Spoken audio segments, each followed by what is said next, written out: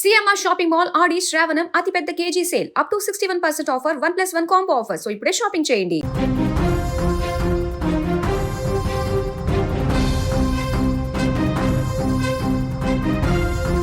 కాన్పూర్లో జరిగిన ఓ విమాన ప్రమాదం ఒక్కసారిగా కలకలం రేపింది. గంగా బ్యారేజీ సమీపంలో శిక్షణ పొందుతున్న 2 ఇంజన్ల ట్రైనింగ్ ఎయిర్ క్రాఫ్ట్ అకస్మాత్తుగా అదుపు తప్పి కిందకు దూసుకొచ్చింది.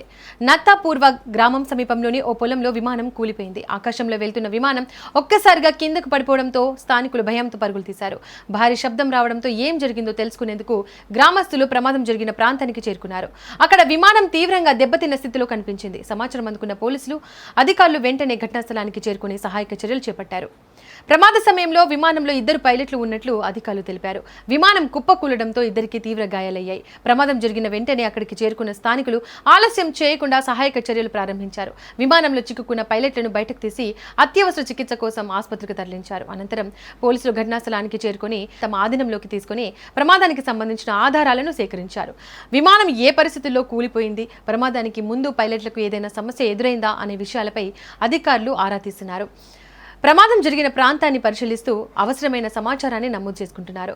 ఇక ఈ ప్రమాదానికి అసలు కారణం ఏంటన్నదే ఇప్పుడు కీలకంగా మారింది. విమానంలో సాంకేతిక లోపం తలెత్తిందా లేక వాతావరణ పరిస్థితుల కారణంగా పైలట్లు విమానంపై నియంత్రణ కోల్పోయారా అనే కోణాల్లో దర్యాప్తు సాగుతోంది. విమానం కూలిపోయే ముందు ఏదైనా ఎమర్జెన్సీ పరిస్థితి ఏర్పడిందా, పైలట్లు కంట్రోల్ రూమ్ కు సమాచారం ఇచ్చారా అనే అంశాలను కూడా అధికారులు పరిశీలిస్తున్నారు.